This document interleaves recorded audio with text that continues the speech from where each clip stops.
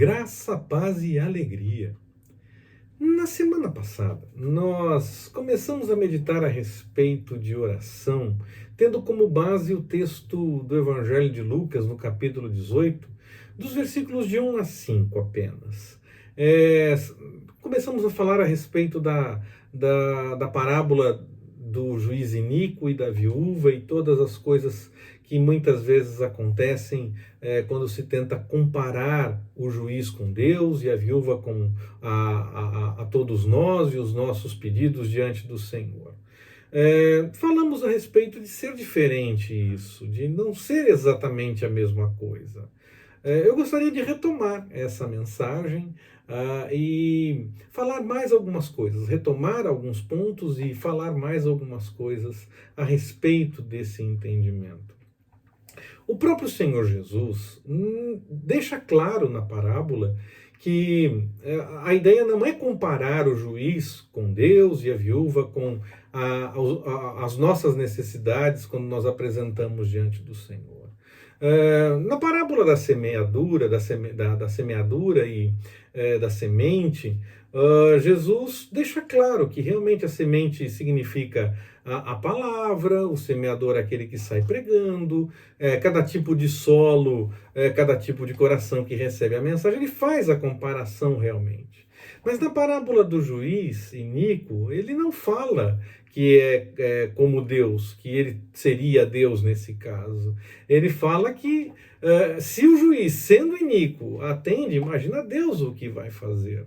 Ele não tenta dizer que um está sendo comparado com o outro. Ele deixa claro que, na verdade, não existe essa comparação.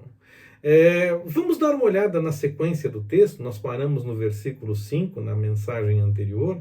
Vamos dar uma olhada na sequência do texto. Então, Lucas, capítulo 18, versículos de 6 a 8. Prosseguiu o Senhor. Ouvi o que diz esse juiz injusto. E não fará Deus justiça aos seus escolhidos, e dia e noite clamam a ele, já que é longânimo para com eles? Digo-vos que depressa lhes fará justiça. Contudo, quando vier o Filho do Homem, porventura achará fé na terra? Você notou que Jesus não compara o juiz com Deus? Ele diz, meditem, ouvi, considerem, e fala mais, fala com todas as letras. Se ele, sendo mau, atende, imagina o que Deus pode fazer. Então, a ideia não é dizer que um se compara com o outro. É dizer, se o limitado está fazendo isso, imagina o que o ilimitado não pode fazer. Aqui, para ficar talvez mais claro, nós podemos comparar Mateus, no capítulo 7, versículos de 9 a 11. Vamos dar uma olhada. Ou qual dentre vós é o homem que, se seu filho lhe pedir pão, lhe dará uma pedra? Ou se lhe pedir peixe, lhe dará uma serpente? Se vós, pois, sendo maus, sabeis dar boas dádivas a vossos filhos, quanto mais vosso Pai, que está nos céus, dará boas coisas aos que lhes pedirem? Apesar de sermos pais e Jesus tratar o Senhor Deus como Pai, ele não diz em nenhum momento que os pais terrenos são Deus, ou na parábola seria isso e essa coisa toda. Ele também diz, se sendo maus conseguem atender adequadamente, imagina o que Deus não pode fazer. Se nós que somos maus, somos limitados, nos preocupamos com as coisas que os nossos filhos precisam, nos desdobramos para comprar um brinquedo ou dar estudo, alguma coisa dessa forma, quando entendemos que realmente é necessário. Se nós, com nossas limitações, tentamos tudo isso, imagina o que Deus, que é ilimitado, não pode fazer. Se nós, que somos maus, tentamos atender os nossos filhos, dando bênçãos, dando coisas, tentando resolver problemas, não existe mais nada para nós quando um filho nosso tem problema, nós queremos ajudá-lo na solução. Imagina Deus, então, que é ilimitado. Se nós temos essa sensação e essa emoção e toda essa disposição, e mesmo com toda a nossa limitação humana, imagina Deus o que vai fazer, porque ele não precisa parar tudo. Nós precisamos parar tudo algumas vezes para fazer as coisas, mas Deus não, ele não precisa parar tudo, ele pode continuar com todas as suas atividades e ainda assim nos atender. Então nós não comparamos o Pai Celestial com os pais que somos nós por aqui. Nós notamos a nossa disposição e dizemos, se dentro disso nós ainda assim buscamos atender, imagina o que o Onipotente não pode fazer. Acontece a mesma coisa, então, eu entendo, na parábola do juiz e da viúva. É a mesma ideia. A ideia não é comparar com Deus, a ideia é dizer que se o juiz é ruim e ainda assim atende, imagina o que Deus não pode fazer. E também nós não estamos na condição da viúva. Ela teve que reclamar muito, ela teve que insistir muito para poder ter uma resposta, ela teve que clamar. Deus está conosco o tempo todo, ele nos ouve o tempo todo. Às vezes, aos nossos olhos, uma resposta pode até parecer demorar, nós já falamos a respeito disso, mas é apenas aos nossos olhos.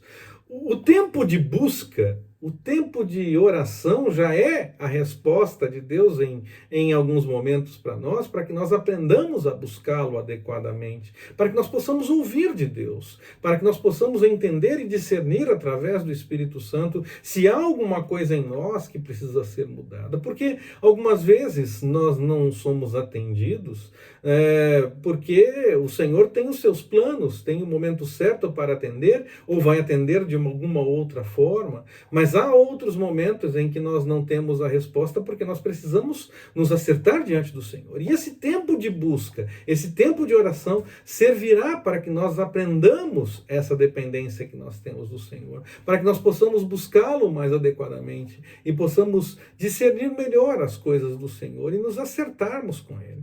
Deus não nos atende como o juiz fez porque se encheu da viúva falando e insistindo tanto. Ele nos atende porque Ele nos ama, Ele nos atende porque Ele entende o melhor momento para agir. Então é totalmente diferente essa situação. Ele atende para que o nome dele seja glorificado, para que ele seja exaltado, para que haja testemunho da nossa parte para dizer daquilo que Deus tem feito para todos nós, para dizermos daquilo que Deus tem feito por nossa vida.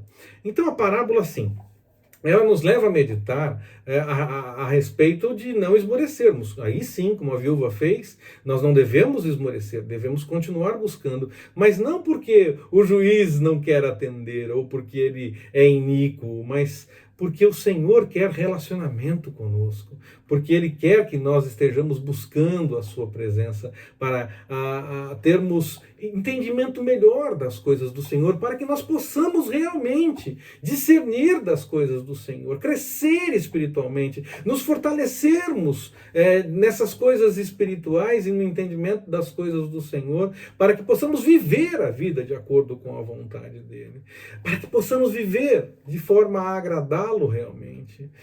Já é sinal da bênção do Senhor quando Ele nos deixa esperando aos nossos olhos, porque aí nós vamos buscar mais ao Senhor, vamos buscar mais o entendimento das coisas do Senhor, vamos continuar conversando com Deus. E aí quando nós entendermos que esse tempo de conversa com Deus é mais importante para que nós possamos desfrutar da presença do Senhor, até mesmo do que simplesmente ter a resposta, aí sim nós teremos encontrado a verdadeira bênção. E aí quando a resposta vier, ela simplesmente será para testemunho, para glorificar e exaltar o nome do Senhor, mas nós já estaremos cheios da presença do Senhor, dessa busca, vivendo realmente de acordo com a vontade do Senhor. Qual é o seu problema? Conta para o Senhor. Ele está realmente preocupado com a sua situação.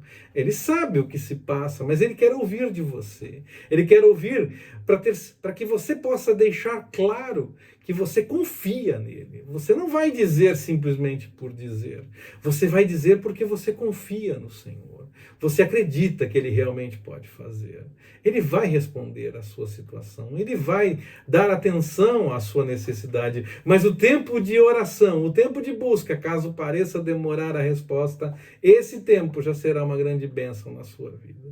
Como é que foi para você essa meditação a respeito de oração, tendo como base a parábola do juiz iníquo e da viúva?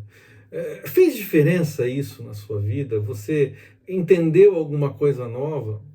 Conta pra gente nos comentários. Vamos compartilhar. Que o Senhor nos abençoe. Forte abraço, até mais, permitindo o Senhor.